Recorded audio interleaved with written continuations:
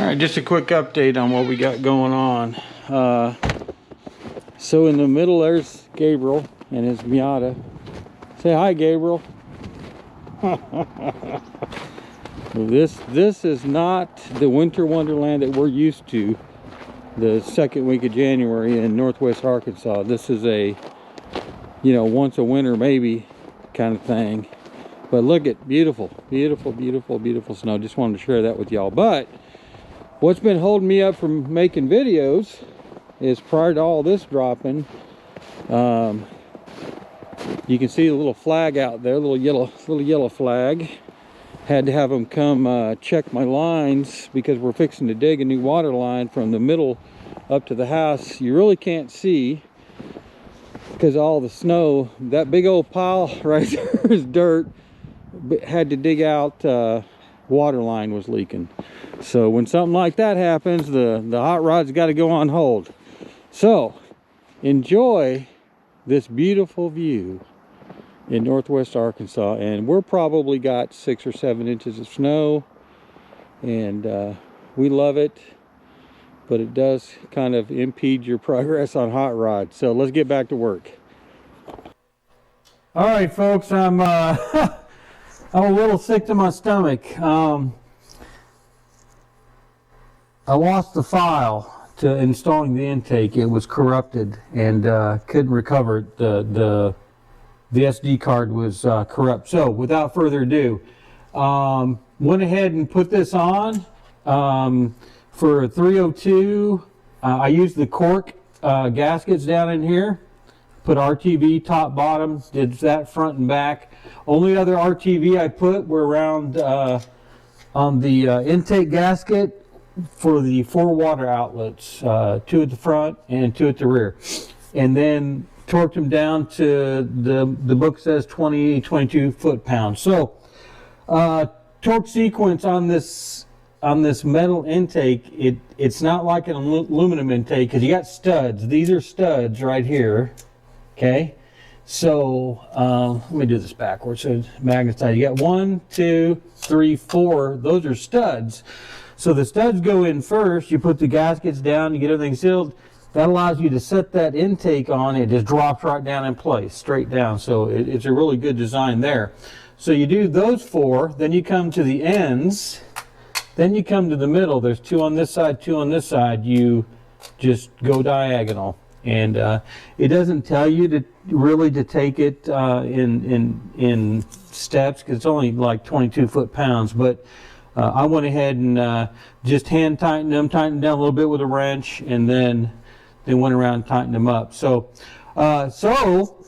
what I will do now that I've got a working camera here, well, let's go ahead and just put the carb on here. You see that I have 2 studs in and 2 studs not in. Let me show you why.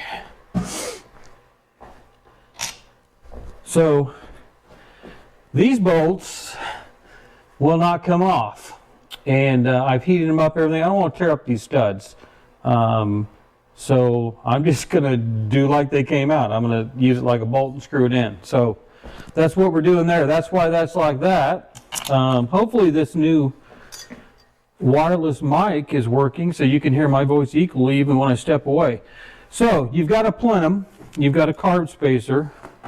That's what's going to give us, I think that's the vacuum for the brake booster right there, if I remember right. Or does that go over the PVC? I don't remember. We'll get that all figured out. Whatever, it's vacuum. We clean that up. I'm going to leave it silver. You got 2 gaskets. You got one that goes between the plenum, the spacer, and obviously if you're putting in a spacer or anything, you got to have 2 gaskets. Okay, all right, that goes there, this sits there, there's a top and a bottom, and that's to the rear. It's not overly complicated. Okay, then we're going to have another spacer, another gasket. Now there's some old timers, especially with these paper gaskets, they'll take bearing grease, red bearing grease, and just cover all this up. But don't think we need that at this point. If we have any leaks around the carb, we'll consider that. Carb's been rebuilt. So,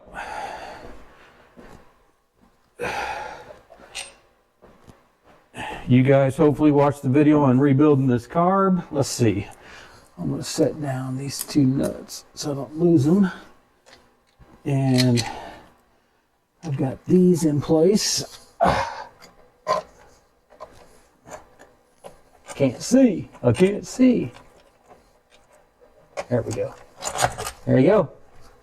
So what we'll do with these two, we'll crank them down like bolts.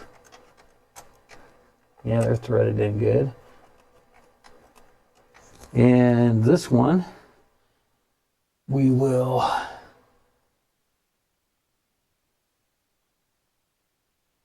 starting to look like an engine, folks. Almost. All right, let's see if I can make this one go on. That one's kind of, whoops, dropped it. Fortunately, all the holes are used now. Okay. All right, that's threaded on. Everything's in working order there. Our spring hook's on this gasket back there. We'll do that later.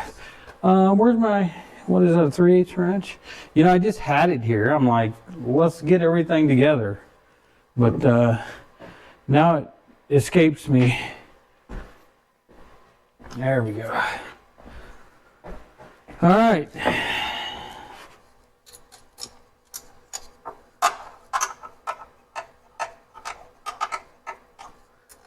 I just do a crisscross, front and the back. Boy, it'd be a lot easier if I was in here.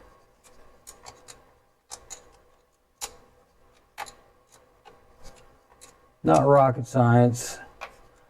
I'm sure I say it's not rocket science, then I'll figure out I did something wrong. A lot of times it is. For some people like me, it is rocket science. Come on now. Tighten up. I could probably get a socket and a wrench down there, but come on. Good night. All right. How to put a carb on 101. Tighten the nuts. That's about it. All right, that's good for now.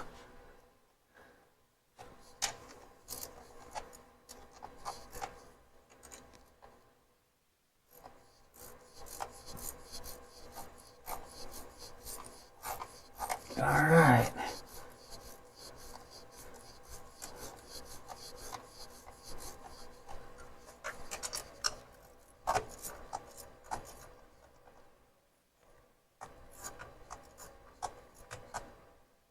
Come on. So loose it won't ratchet.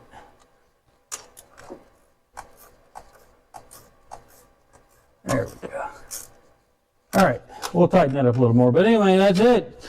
All right, folks, here's what I'm going to do off camera here. I am going to go ahead and I'm going to drop the oil. I'm going to get the oil filter off. I'm going to get this oil pressure apparatus off. Get this side cleaned up. Go ahead and get it painted.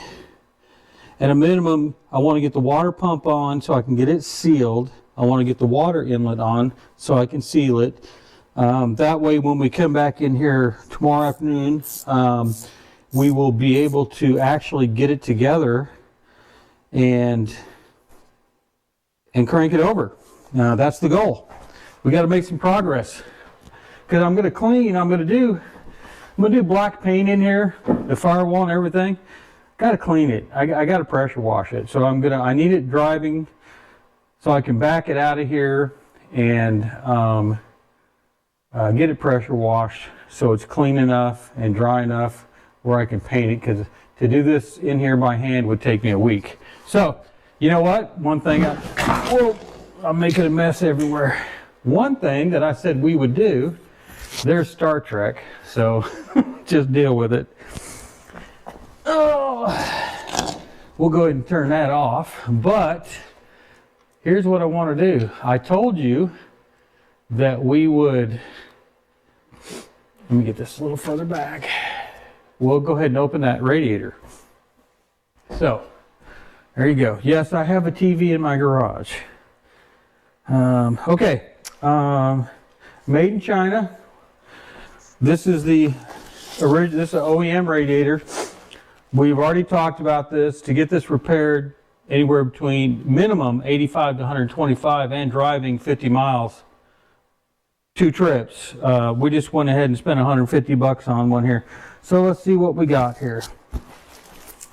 This thing, that's some awesome tape there. Can y'all see it okay?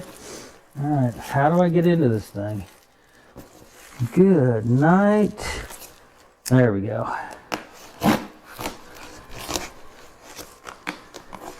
Remember, kids, always cut away from yourself. All right, let's see what we got. I always love opening this stuff. We'll do it side by side. Let's see how it's packaged. Foam. Ooh, got a radiator cap. It's going. All right, let's see what we got. All right. Let's just see if we can do a side by side. Can y'all see that okay? I believe you can. Okay.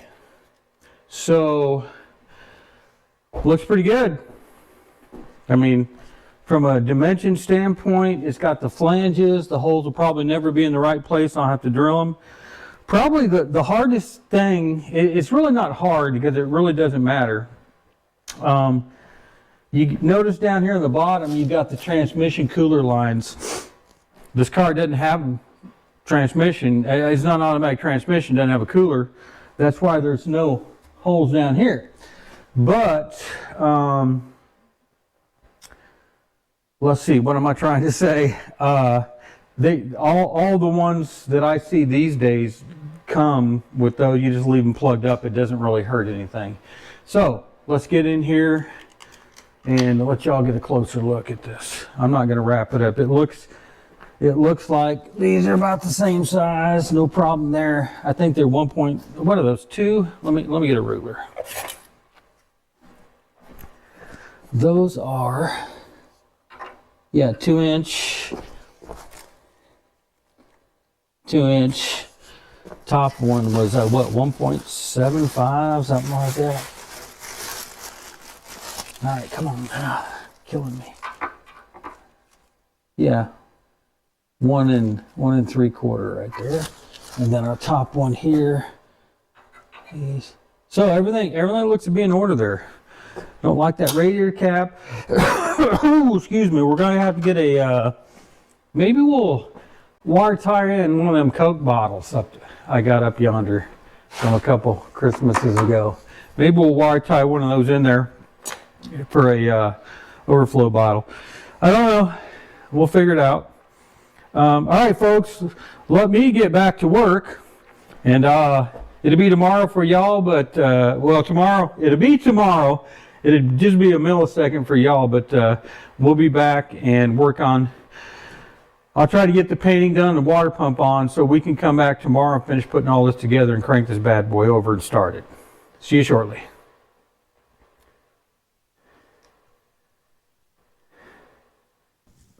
Alrighty, folks, we're back. I'm not going to tell you how many days it's been because you wouldn't believe me. We'll talk a little bit about that at the end. So what have I done? I went ahead and got everything on. I know the plug wires are ugly. I got the new solenoid on. Not solenoid, coil, power steering, alternator. I've started it. It's charging. Put a piece of cardboard. I got some sparkling going over here on the on the wire, and I put a little piece of cardboard under that. It seems to be okay right now. All that's got to be redone. This got a 1 post. Should be a 2 post. Anyway, I got the new 2 post. Didn't adjust anything. I obviously don't have the radiator in. There's no water in here whatsoever. We're not going to run it long. The idle mixture screws are out 2.5 turns.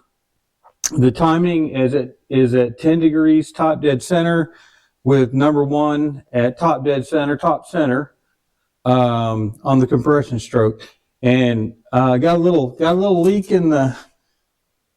Tighten that up. Got a couple little leaks here and there on the brake lines. I'm gonna check into that. So what we're gonna do today to wrap up this video that's taken 2 stinking weeks, I'm gonna go ahead and crank it up. I'm gonna get the light out of here. I'm gonna let you see me crank it up. I'm gonna get out. I'm gonna shut the hood. I'm gonna open the garage door. I'm gonna bag it out. And to me, that's success. I'm gonna clean up the floor.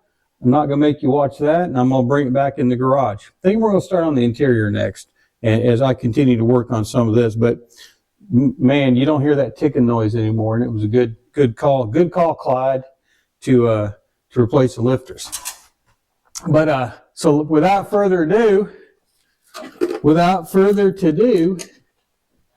let's do it. Hopefully this mic, and forgive me folks again, I'm working with this little mic here. You can't see me. There you go. Working with this mic, trying to get you some better sound quality, but went back and listened to some of it. Some of it is crackly, some of it's not, so I'm kind of testing what mode to use. So, all right, let's get this garage door open.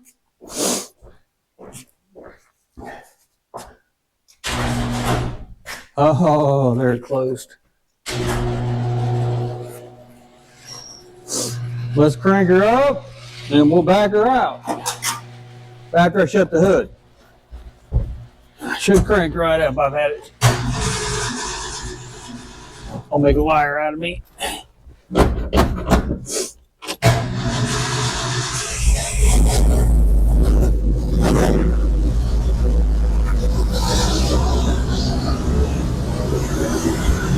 She'll idle down.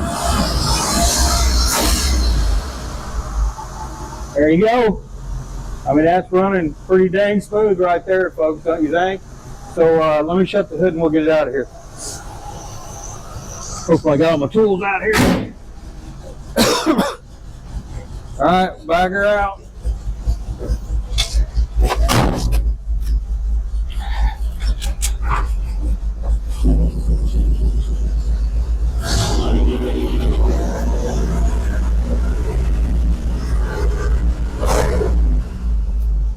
A little sticky there. Can't see. All right, here we go. It's tight quarters here, folks. Power steering.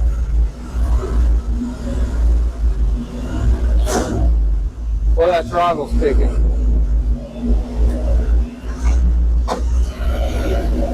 Woo! Them brakes ain't what they need to be. All right, time out. Before I wreck this thing. Before I hit my garage door.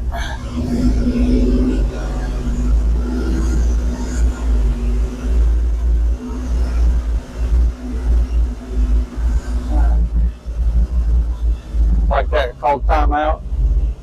Got Durango behind me. No. Woo! Those brakes ain't holding right here, folks. We got some bleeding. We got some adjusting to do on these brakes. That's for dang sure.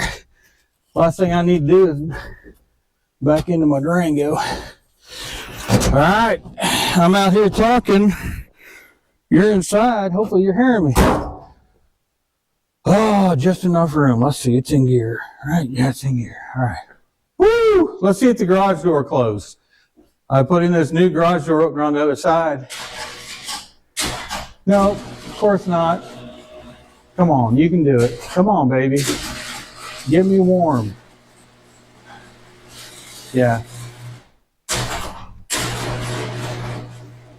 think it's the sensors. All right, there we go. All right, folks. We got a mess here. I don't know if that's brake fluid. Let's see. Where was it sitting? I think that's brake fluid. So we need to get that figured out and quick. So, all right, folks, we're going to wrap it up here. So over the course of the last 2 weeks, you guys saw earlier in the video, we had snowgeddon for us. It's in the 20s during the day here right now. It's, I think the low last night was 7. It's going to be the same tonight. Had a water line leak before the cold set in. Had started that work, had to work through the snow, Had to get a wood stitch in here. I had to dig a new water line. Finished that like 2 nights ago at 10:30 at night out there in 20-degree weather.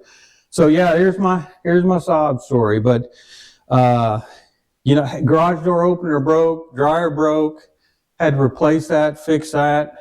The water seems to be okay. I've got the trench pretty much filled in to keep some insulation there. So everything seems to be working in the right direction. On top of that, not looking for any sympathy because I don't need it. Had a distant family member death. We had to go spend a day with family. So those are the things that you have to do in life. Normally the cars come second. I'm not a shop. I don't make money off this right now. It's not my family's livelihood. So I've got to focus on my livelihood and my family for now.